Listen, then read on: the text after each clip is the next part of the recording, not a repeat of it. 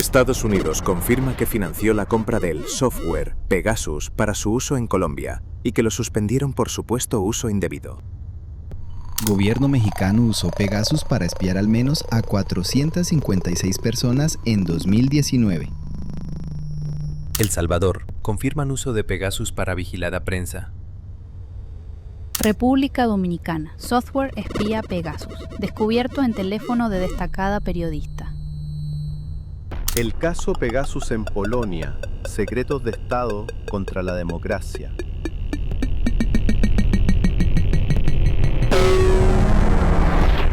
Todos estos titulares tienen algo en común.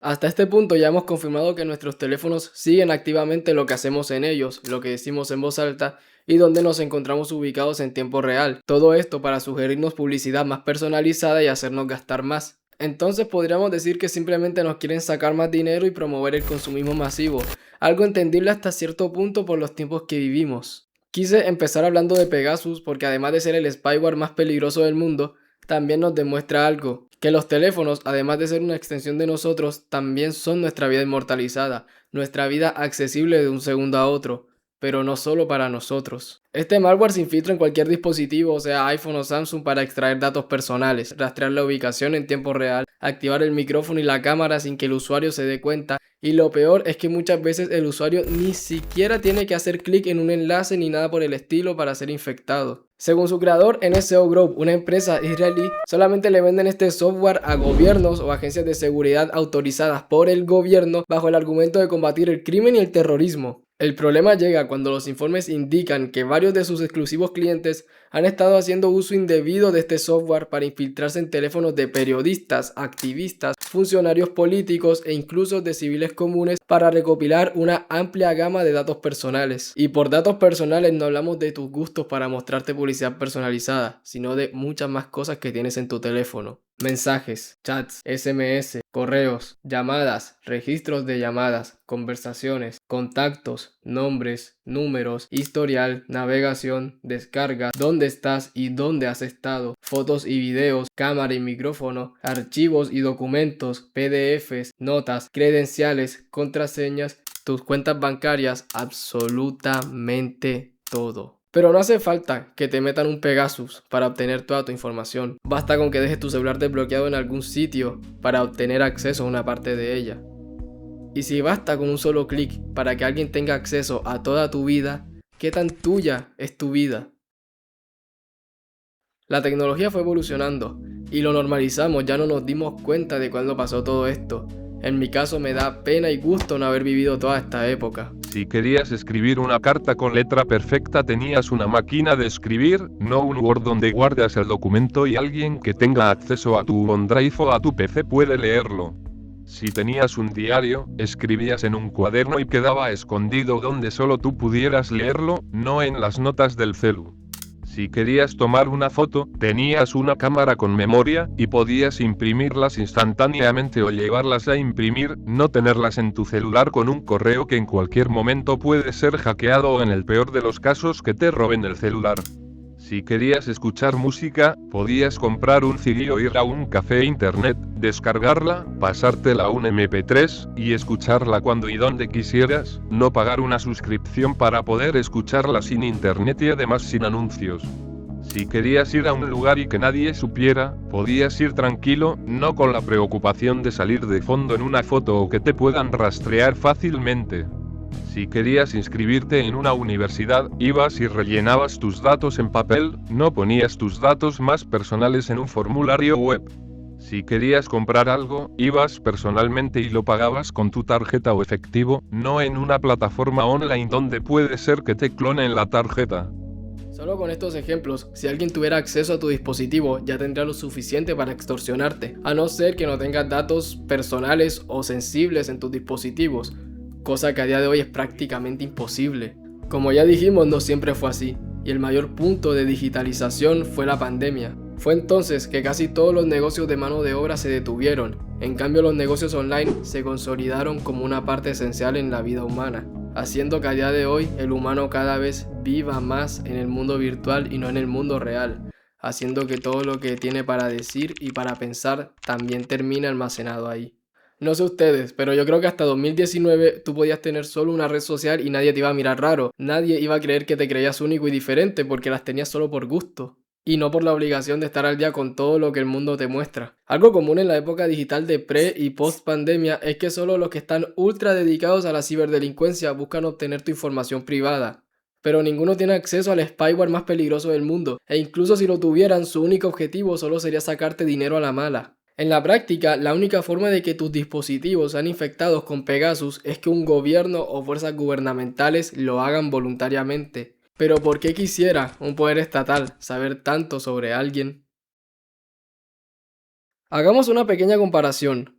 Una hormiga contra una bomba atómica.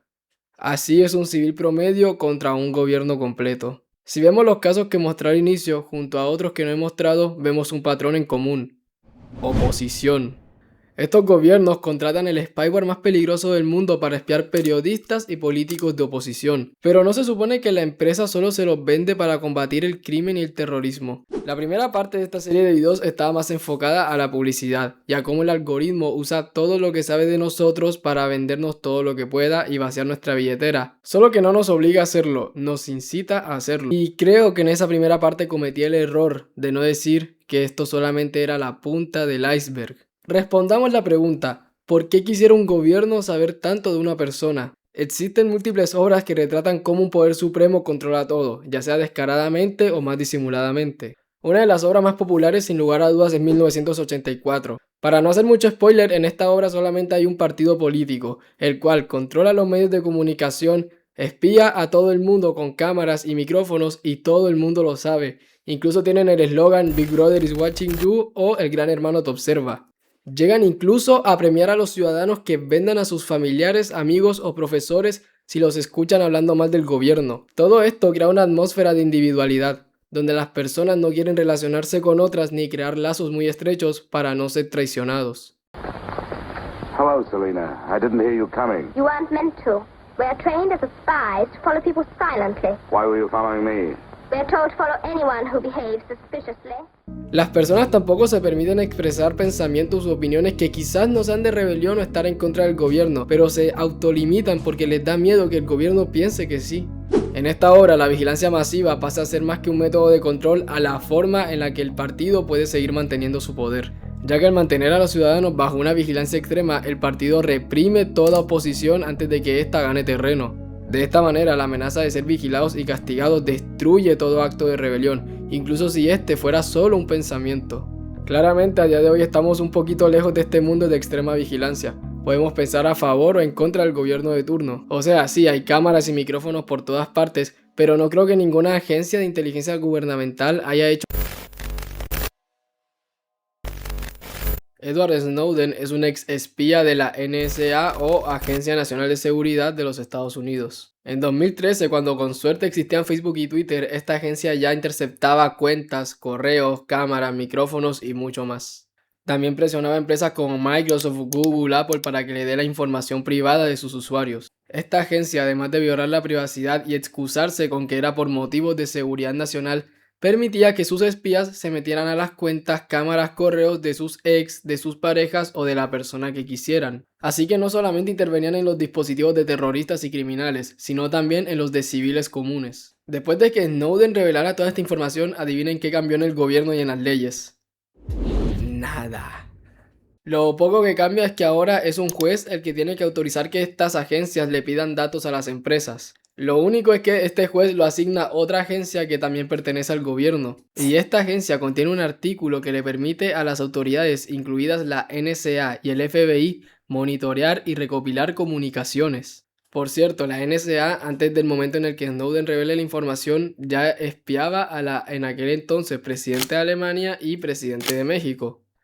Que recordemos que espiar no era que tuvieran gente cerca viéndolos, sino activarles los micrófonos y las cámaras. Junto a eso también espiaban a terroristas de otros países, es decir, no solamente espiaban a sus propios ciudadanos. Y en efecto, personas autorizadas y contratadas por el gobierno se concentraban en escuchar las conversaciones de civiles comunes. Algo que sí cambió por fuera del gobierno fue que WhatsApp, antes de ser comprado por Meta, y Apple metieron el cifrado de extremo a extremo por defecto. Y además se estandarizó el HTTPS como método web. Es decir, que las páginas que visitas envían un código secreto que solamente el servidor de la web y tu dispositivo conocen. Y por si acaso, si les interesa la historia de Snowden, a día de hoy es ciudadano ruso y si llega a pisar un país aliado de Estados Unidos o Estados Unidos, lo meten preso. En su historia, que por cierto hay un video de Farid Diek que la cuenta, Snowden cuenta cómo sus superiores le decían que el hecho de que no hubiera una tercera guerra mundial se debía a la recopilación masiva de datos y al espionaje global. Un argumento muy profundo, pero a la vez de un doble filo bastante impresionante. A día de hoy no es solamente un gobierno el que puede espiarte, sino también las aplicaciones. Mientras investigaba, casualmente terminé viendo este video que habla sobre la decadencia de Crunchyroll con el tema de la privacidad. Resulta que se vieron envueltos en una tremenda demanda colectiva por vender los datos de sus usuarios a terceros. Y estos datos no son simplemente los hábitos de visualización de anime, sino también el correo, la edad y la fecha de nacimiento, incluyendo menores de edad. ¿Y adivinen qué pasó?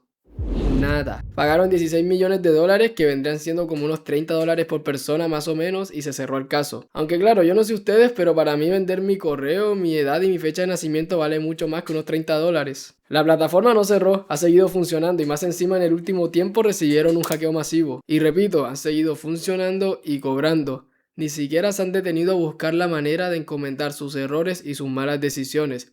Porque más allá de una demanda colectiva, esto a nadie le interesa ni a nadie le importa. En iPhone y en Android existe una opción donde las aplicaciones pueden rastrear tu actividad en otras aplicaciones. De esta manera se mantiene actualizado tu doble digital también.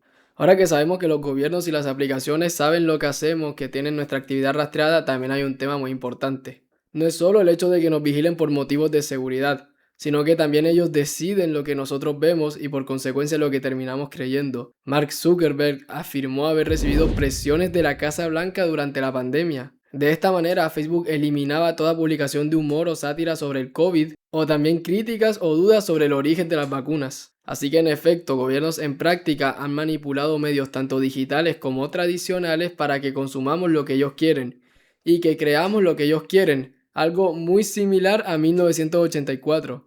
Lo bueno es que a inicios de 2025 se anunció que iban a transicionarse gradualmente a un nuevo sistema donde la opinión de los usuarios vale mucho más. Es decir, la opinión de los usuarios pesa mucho para detectar información falsa, priorizando nuevamente la libertad de expresión. Entonces, si estas empresas que controlan una fuente importante de nuestros datos pueden ser presionadas por un gobierno y si no ceden recibir bloqueos, cargos, denuncias o demandas, ¿qué nos queda a nosotros, a ti y a mí?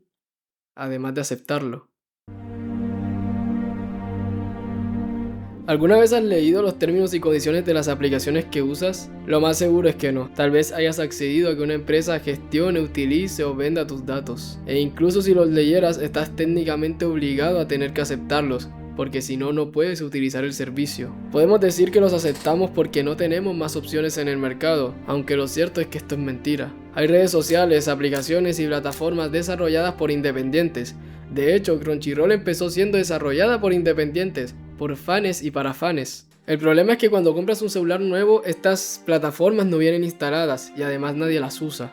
Y es que las aplicaciones que hay en el mercado no necesitan prohibir que hayan más alternativas, solamente necesitan que nadie más quiera usarlas. Y si estas plataformas o aplicaciones llegaran a hacerse populares, lo más probable es que llegue una gran empresa de Silicon Valley y le ofrezca millones a sus desarrolladores. Y así pasen a ser apps que ya no tienen la gracia de la privacidad que suelen ofrecerte. Recordarás que el argumento principal de los superiores de Snowden era que la vigilancia masiva permitía detectar amenazas antes de que suceda una tragedia. Y es que en teoría sí, puedes identificar a alguien que planea una atrocidad antes de que éste la haga. El problema llega cuando para encontrar a esta persona tienes que espiar las conversaciones, las cámaras y los micrófonos de millones de personas que no hacen nada malo. Es literalmente buscar una aguja en un pajar. Y es aquí donde hay que abrir debate y pensar. ¿La paz vale nuestra libertad? ¿La paz vale nuestra privacidad? Porque seamos sinceros, no siempre se vive en paz. Un ladrón puede ir por la calle y robar un celular porque se le ocurrió en el momento, y de ahí de nada sirvió estar violando la privacidad de todos los ciudadanos. Yo soy muy consumidor del humor negro, me encanta hacer humor negro, todos los chistes de mal gusto me encantan y estoy seguro que a más de uno ahí también. ¿Se imaginan no poder hacer un chiste sobre un golpe de estado o sobre los políticos de turno por miedo a que te consideren una amenaza? O aún peor, ni siquiera un chiste, no poder quejarte de las injusticias o de la mala administración de un gobierno. Imagina, no poder leer libros del sector político opuesto al que gobierna tu país. Imagina no poder ver videos sobre el tema. Imagina no poder ir ni convocar a marchas. Imagina no poder juntarte con tus amigos de oposición, que aunque sean amigos de toda la vida, si te juntas con ellos tal vez el Estado considere que están armando una revuelta. Y lo peor, imagina no atreverte ni siquiera a pensar en contra. Incluso pensar sin estar en contra, sin ningún sesgo, desde un punto de vista objetivo. Ni siquiera poder hacer eso por miedo a que incluso eso pueda considerarse una amenaza. Si para obtener una fantasiosa, imaginaria y muy irrealista paz hay que entregar nuestra verdadera privacidad y nuestra verdadera libertad de expresión y pensamiento, nos tenemos que poner a pensar si realmente vale la pena entregar algo real por una fantasía que puede ser que se haga real algún día. El siguiente video será el final y tendrá los últimos capítulos, en los cuales desarrollaremos más a profundidad la idea de por qué aceptamos todo esto, y de si realmente vale la pena o no, con ejemplos históricos y actuales. Este video fue un guión que me llevó días a hacer y de hecho en el momento en que lo grabo todavía no empiezo a investigar a profundidad el contenido del siguiente video. Así que de momento diré que yo creo que podemos vivir en paz y en libertad sin vender nuestra privacidad. Esta es mi perspectiva actual y puede que cambie o no después de que suba el siguiente video. Deja en los comentarios tu opinión, suscríbete para que sepas cuando subo la última parte y muchas gracias por ver hasta el final. Dios los bendiga.